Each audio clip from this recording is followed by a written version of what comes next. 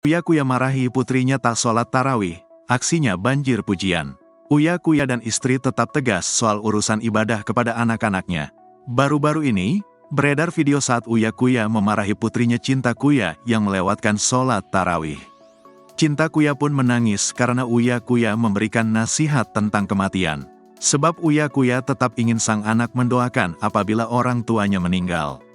Maka sang anak dibiasakan untuk beribadah oleh Uya Kuya. Iya aku tahu, aku bikin papa marah. Kepalaku pusing sebenarnya, jawab Cinta. Suami Astrid Kuya ini pun berusaha menenangkan putrinya.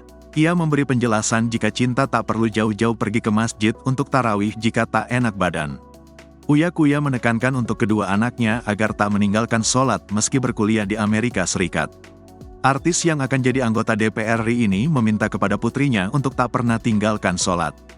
Di akhir, Uya mengingatkan anaknya untuk bersyukur atas apa yang sudah diberikan oleh Allah.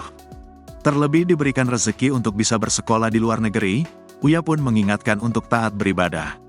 Sebelumnya, Uya Kuya dan istrinya Astrid Kuya bakal menjadi anggota DPR. Untuk Uya Kuya akan menjadi anggota DPR RI, sedangkan Astrid Kuya yang lolos ke DPRD DKI Jakarta.